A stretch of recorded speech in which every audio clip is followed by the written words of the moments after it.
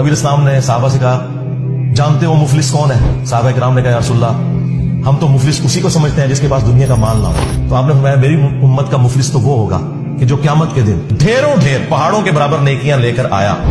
और उसमें नबी इस्लाम ने मुस्लिम शरीफ के अल्फाज हैं गिनवाया, कौन सी नेकियां?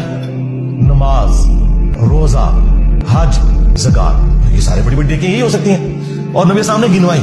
लेकिन इस हाल में आया कि दुनिया में किसी को मारा, किसी को पीटा, किसी का खून बहाया, किसी को नाहक डांटा, किसी को ज़हनी तकलीफ दी, वो लोग अल्लाह के हुजूर आएंगे और अल्लाह से कहेंगे कि आज हमें बदला चाहिए। अल्लाह ताला फरमाएगा, आज तो करेंसी जो है वो नेकियां, जाओ फिर इतनी नेकियां ले लो इससे, यानी जितनी बड़ी तकलीफ उसने पहुंचाई होगी उसके इक्विवेलेंट उसके नामे माल से नेकियां निकाली जाएंगी। मुस्लिम शरीफ के अल्फाज हैं, एक एक करके जब लोग अपना दावा करेंगे, एंड रिजल्ट ये निकलेगा कि उसके नामे माल में कोई नेकी बाकी नहीं रहेगी। अभी भी कुछ लोग बाकी होंगे। अल्लाहुम्मा ला तजअलना मिनहुम। वो कहेंगे, अल्लाह नेकियां तो खत्म हो गई, अब हम क्या करें? अल्लाह ताला फरमाएगा, अब इसका इलाज ये है कि तुम्हारे गुनाह इसके नामे माल में डाले जाएंगे। तौबा तौबा। और उसे औंधा मुंह करके जहन्नम में फेंक दिया जाएगा।